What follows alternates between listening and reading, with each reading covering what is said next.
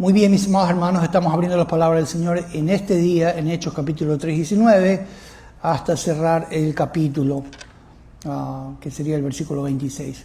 Pues aquí estamos viendo esta mañana algo nuevo. Hemos hablado de que ha habido un milagro, ¿se acuerda? Hubo un milagro y luego hubo un mensaje. Ese milagro trajo asombro. ¿Se acuerda que yo le dije que hubo un gran asombro? El pueblo estaba atónito de lo que había pasado. Pero en esta mañana estamos viendo a partir del versículo 19 de que ciertamente que hubo un mensaje que Pedro predicó, ¿no? Y dice el versículo 18 que Dios ha cumplido así lo que antes había anunciado por boca de todos sus profetas, que su Cristo había de padecer. O sea que Él cumplió, Dios cumplió. Y ese era el mensaje de Pedro. ¿Y en quién cumplió lo que era lo que había hablado del Mesías sufriente, del siervo sufriente?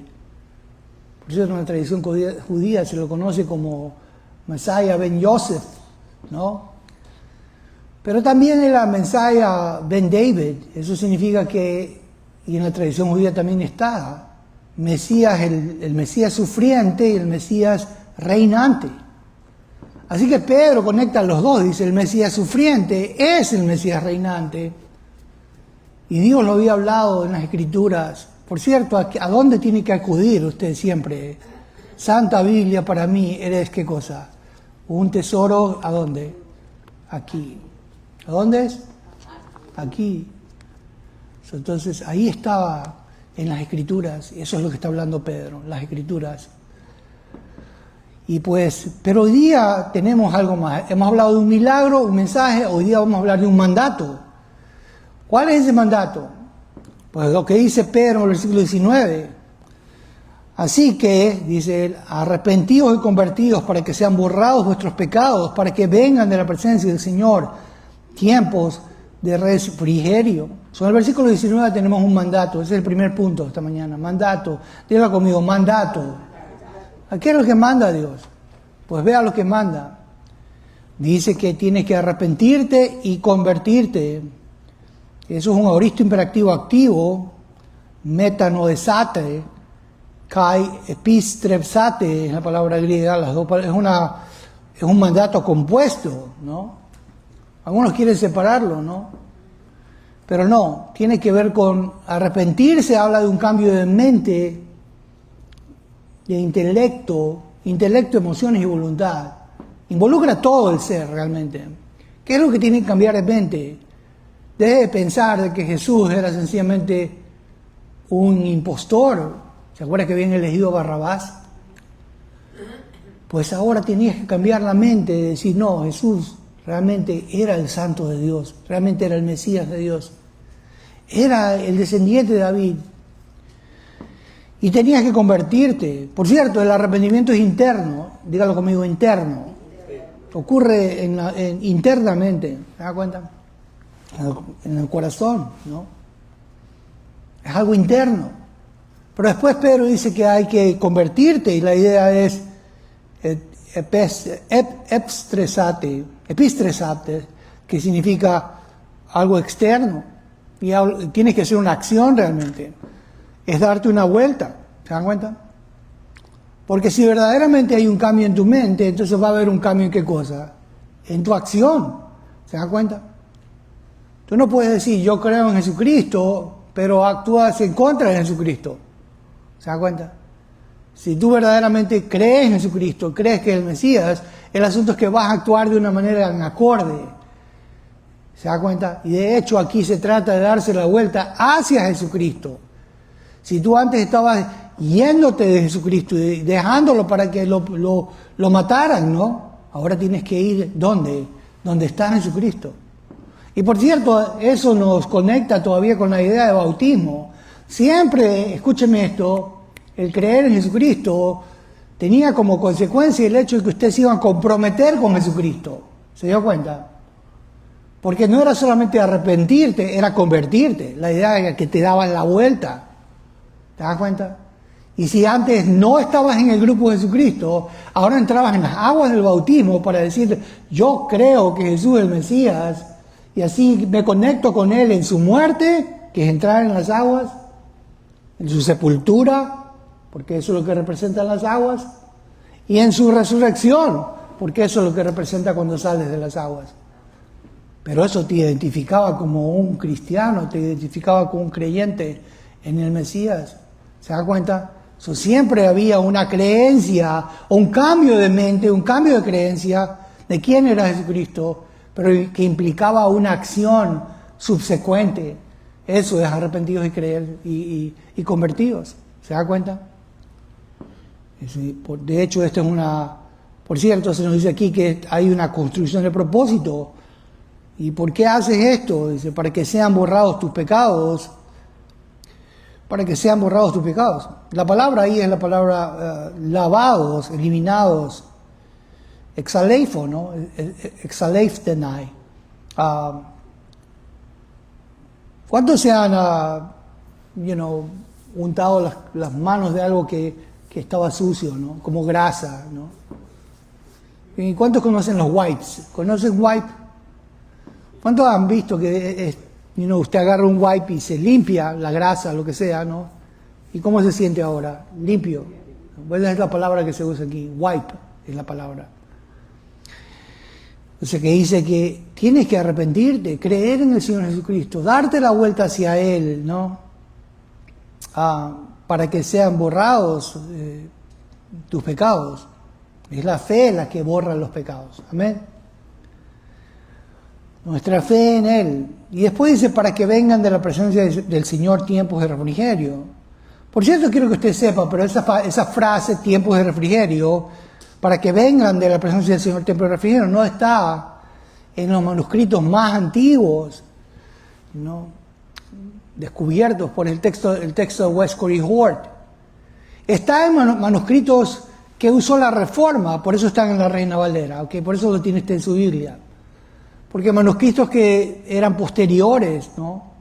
Como es el caso del Textus Receptus de 1894, el texto bizantino, el texto de la mayoría, el texto de Tischendorf, la octava edición, pues incluyen esto, ¿ok?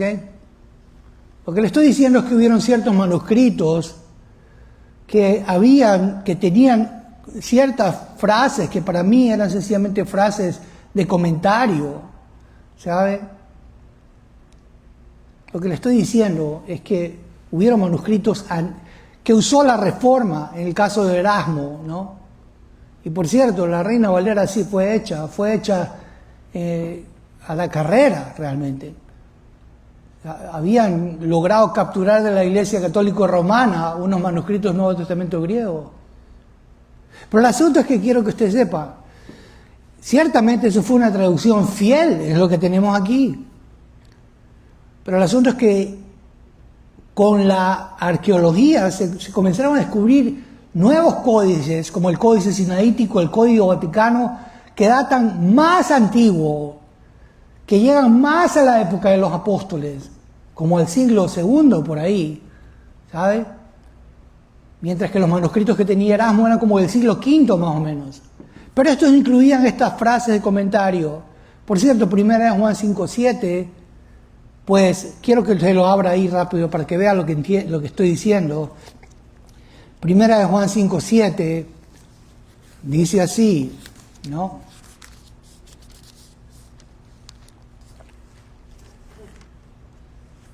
Si usted tiene una Reina Valera, dice así, porque tres son los que dan testimonio en el cielo, el Padre, el Verbo y el Espíritu Santo, y estos tres son uno. ¿Ok? Aquí está lo que yo le digo. Esa frase, el Padre, el Verbo y el Espíritu Santo, estos tres son uno, no está en los manuscritos más antiguos. Aparece en los manuscritos que usó la Reina Valera, ¿se da cuenta? Así que no es que no está en ningún manuscrito, si está en. Los testigos de Jehová te van a decir, mira, eso no está ahí. En los manuscritos más antiguos, te va a decir, no está. El texto Westcott y Hort. Pero está en el Textus Receptus, ¿ok?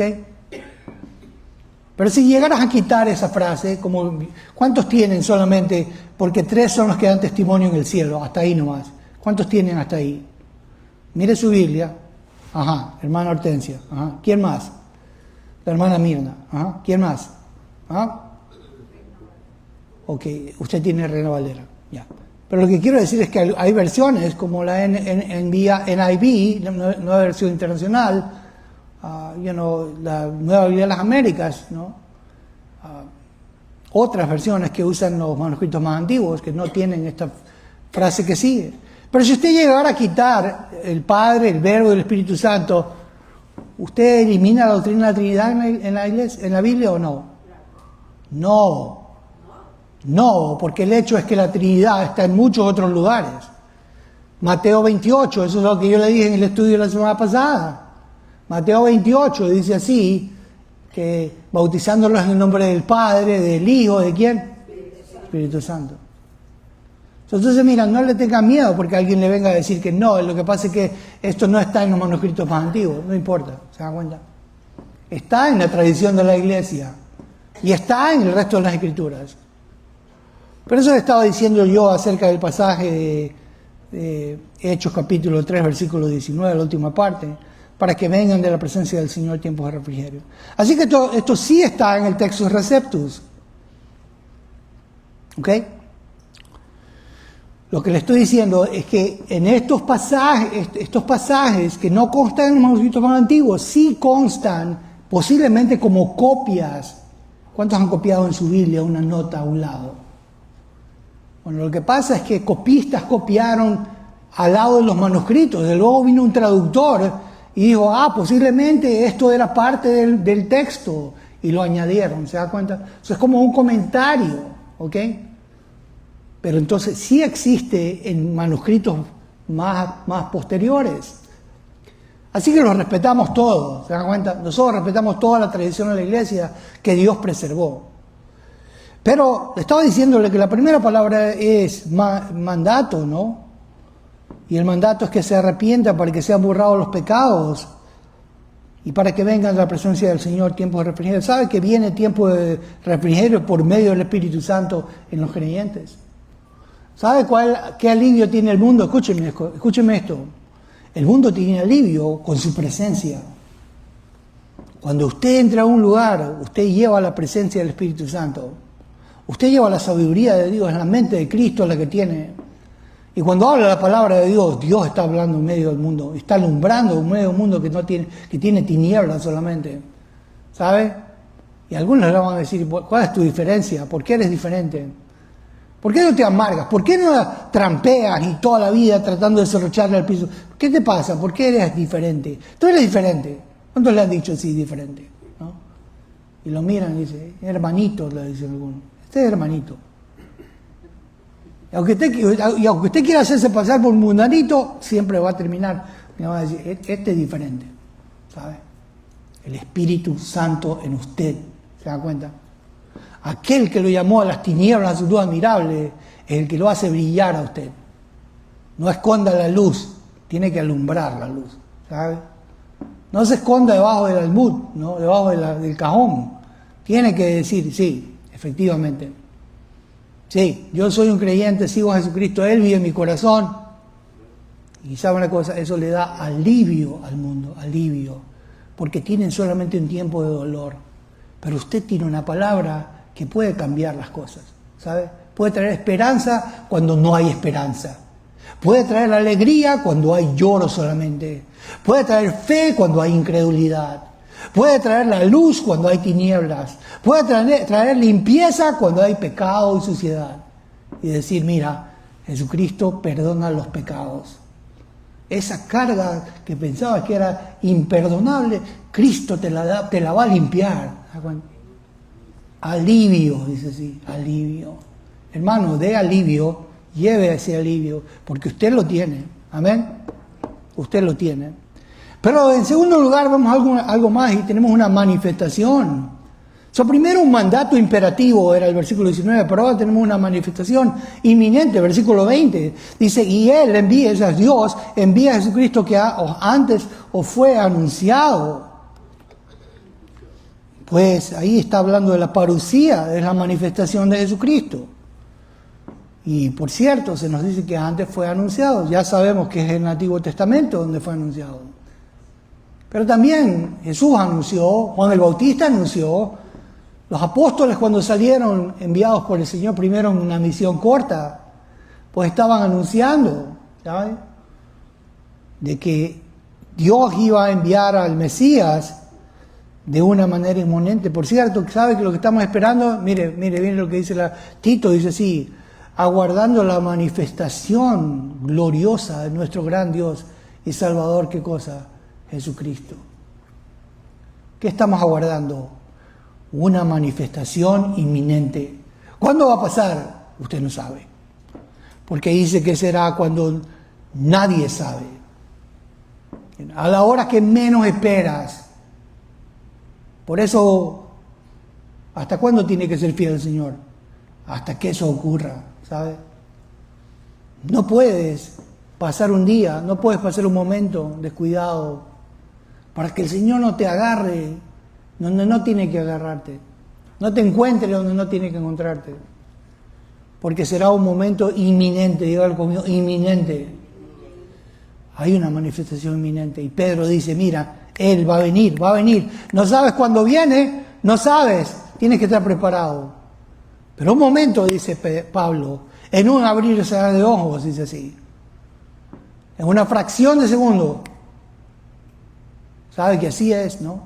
Cuando uno cierra los ojos, y los que han estado a la punta de la muerte saben esto, ¿no? Pero cuando tú cierras los ojos, ausente del cuerpo, presente el Señor, ya estás, ¿sabe? Así va a ser, ¿se puede imaginar? La venida del Señor va a ser así. Tú no sabes en qué momento cambió el asunto. Es como cambiar un canal, ¡cluc! Se cambió el canal, ¿se da cuenta? Y ahora estás delante del Señor. ¿Y qué vas a hacer ahí? ¿Qué vas a hacer? ¿No? Porque se quedaron atrás todos tus trabajos, todos tus títulos, todas tus preocupaciones, todos los biles, todas las enfermedades, las amistades, los amigos, las apariencias, todo se quedó atrás, ¿se da cuenta? No hay nada más que tú y el Señor, nada más. Puede ser una manifestación inminente. Primero un mandato imperativo, pero una manifestación inminente. Pero ahora también se nos habla de una memoria ideal. Eso está en el versículo 22 al 24. Versículo 21 es la memoria ideal. ¿Cuál memoria? Pues dice aquí, el versículo 21, aquí, de cierto es necesario que el cielo reciba hasta los tiempos de la restauración de todas las cosas. La idea es que Cristo está siendo retenido. ¿Para qué está siendo retenido el Señor en el cielo? Para una restitución del estado ideal prometido. Esto es una memoria ideal. ¿Cómo memoria ideal? Pues Dios se acuerda de lo que Él prometió. ¿Sabe que Él prometió en el Antiguo Testamento? No solamente prometió que el Cristo iba a padecer, también prometió las glorias que iban a venir después de que Él padeciera. El Antiguo Testamento está lleno de promesas de ese estado de gloria, de un reino mesiánico, de un reino en el que solamente va a reinar el Señor. ¿Se da cuenta? Pues, y es un reino de paz. Es un reino donde el león y el cordero van a pasar juntos. ¿Sabe? Es un reino de paz. ¿Cuántos anhelan paz completa, no? Sim shalom en hebreo, eso. Una esperanza de paz completa. Y yo le dije que la paz en hebreo tiene que ver con todo. Paz en todas las áreas de tu vida.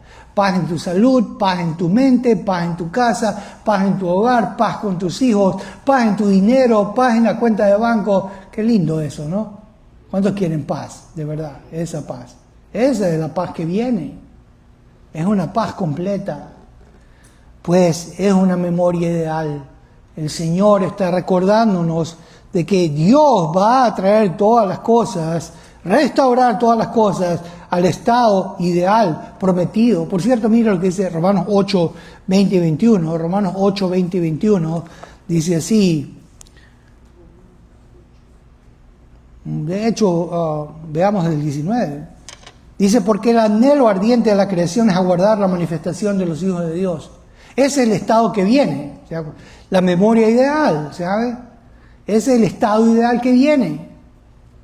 Vea que dice que la creación misma anhela la manifestación de los hijos de Dios. Porque la creación fue sujetada a vanidad, no por su propia voluntad, sino por causa del que la sujetó en esperanza. Porque también la creación misma será libertada de la esclavitud de corrupción a la libertad gloriosa de los hijos de ¿qué cosa? De Dios. La creación misma va a ser libertada, ¿sabe? De la corrupción. ¿Sabe lo que hace la gente en las playas? Cosas corruptas, ¿sabe? Muchos se emborrachan, muchos hacen cosas que no se pueden decir desde aquí del púlpito, ¿sabe? Pero la tierra recibe toda esa corrupción. Y la tierra, la misma creación, está cansada, ¿sabe? Y dice, ya, ¿hasta cuándo me van a dar un break? ¿Sabe? Está cansada del pecado de la gente. Pero llega un tiempo, ¿sabe una cosa? Donde Dios va a traer un estado ideal a la creación. Y entonces dice aquí que será libertada de la esclavitud de corrupción, la creación. Y esa es la libertad gloriosa, dice, de los hijos de Dios. Amén. Una manifestación gloriosa. Ese es el estado de paz que yo le dije, Sim Shalom. ¿Se dan cuenta? Glorioso eso. La creación lo anhela. ¿Usted lo anhela? ¿Cuántos lo anhelan? ¿Amén? Pues, mandato imperativo, manifestación inminente, memoria ideal, pero también un Mesías impactante. Por cierto, quiero que usted entienda esto, porque la memoria ideal ha sido expresada por Dios en sus santos apóstoles y profetas. ¿Dónde está ese testimonio, hermano? ¿Dónde está? Por los santos profetas que han hablado, han sido desde el tiempo antiguo. ¿Dónde está? Míralo a dónde está, vea, a dónde está. Dígamelo usted, ¿a dónde está? Aquí. Moisés lo prometió, David lo prometió, Jeremías lo prometió, Daniel lo prometió, Ezequiel lo prometió, Miqueas lo prometió. ¿Dónde está eso? En el apóstol Lucho que está por allá, que usted ya sabe. ¿Dónde está? Aquí está. Los profetas de Dios, dice la Escritura, ¿sabe? Y el último profeta que existe es Juan, que nos da su apocalipsis, es la revelación de la venida del Hijo de Dios, ¿sabe? Ese es el último profeta. Todos los profetas están aquí en las Escrituras, pero especialmente en el Antiguo Testamento, ¿ya? Pero eso es donde se nos habla de esta memoria ideal. Pero ahora estamos hablando de un Mesías impactante. Vea lo que dice el versículo 22 al 24. Dice, porque Moisés dijo a los padres, el Señor os levantará, eso es Adonai Elohim, un profeta entre vuestros hermanos, como a mí, a él oiréis, dice así, en todas las cosas que os hable. Hay una responsabilidad, diga conmigo, responsabilidad de oír al Mesías, ¿sabe? Por cierto, el profeta que iba a venir, del cual habló Moisés en Deuteronomio 18, 15, 16 y 19, escúcheme esto, ¿no? Es un tipo, bueno, Moisés es el tipo y Jesús es el cumplimiento, es el antitipo. El profeta que vino, ¿quién es? Jesús, el Mesías. Es un Mesías impactante. ¿Por qué es impactante ese Mesías? Porque mira lo que dice el versículo 23. Dice, y toda alma que no oiga a aquel profeta será desarraigada del pueblo. Escuche, mire. El pueblo de Israel tiene un concepto que hasta el día de hoy es equivocado. Porque ellos creen, ¿no?, de que por decir yo soy hijo de Abraham y yo tengo antepasados judíos, ¿no?, el asunto es que nadie te va a sacar del pacto y nadie te va a desarraigar del pueblo. Pero eso no es lo que dice el texto. Dice que si tú no lo oyes al profeta, que es Jesús, el asunto es que Dios te va a desarraigar del pueblo, te va a cortar, te va a extirpar del pueblo. ¿Me entendió lo que quiero decirte? Hay un peligro. O tú escuchas a Jesús como el Mesías y escuchas lo que Él te dice, que tienes que arrepentirte y creer en el Evangelio. Así dijo Jesús. Arrepentidos y creer en el Evangelio. Arrepentidos porque el reino se ha acercado, ¿no? Si tú no lo recibes, Jesús, el asunto es que tienes el peligro de ser extirpado del pueblo. No importa que vengas de la línea de Abraham y que tengas antepasados judíos y la sangre judía. Porque dice aquí, toda alma que no oiga a aquel profeta que es Jesús el Mesías, será cortada del pueblo.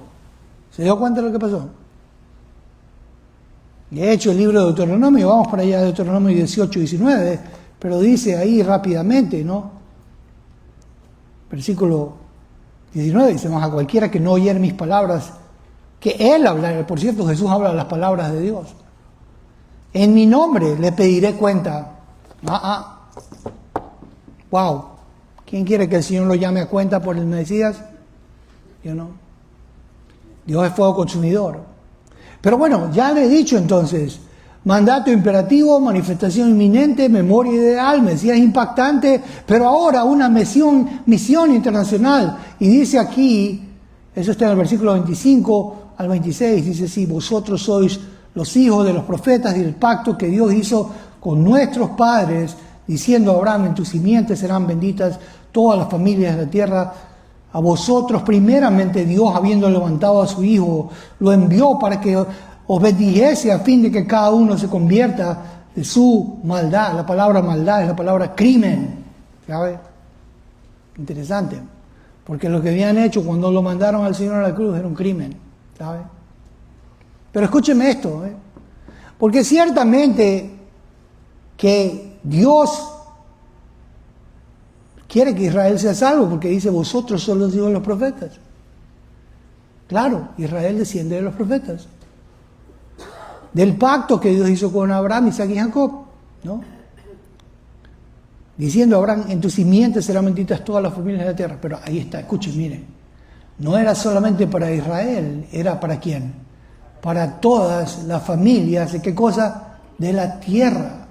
Alguno va a decir, bueno, la tierra solamente tiene que ver con Israel. No, porque Pablo nos explica en el libro de Gálatas, por medio del Espíritu Santo, que la simiente era Cristo, era el Mesías, y que por eso todas las familias de la tierra, es decir, todas las naciones, van a ser bendecidos con el creyente Abraham. ¿Cuántos son de las naciones? Amén. El Evangelio es para el judío primeramente, pero también al griego, Romanos 1:16. ¿Se dio cuenta? ¿Para quién es el Evangelio? ¿Solo para el judío? No, es una misión internacional. Ciertamente para el judío primeramente, por eso dice el versículo 26. A vosotros primeramente, dígalo conmigo, primeramente, pero también para el griego, también para el de República Dominicana, también para el de Nicaragua, Honduras, Salvador, Colombia, Cuba, Ecuador. ¿Se da cuenta? Internacional, misión internacional. Hermanos, mandato imperativo, manifestación inminente, memoria ideal, Mesías impactante, misión internacional. Amén. Gracias, Señor, por tu palabra. Gracias, Señor, por que nos anima, Señor, a ver, Señor, cómo manda, Señor, que las personas se arrepientan y crean en ti. Y pues esperando una manifestación inminente del Mesías.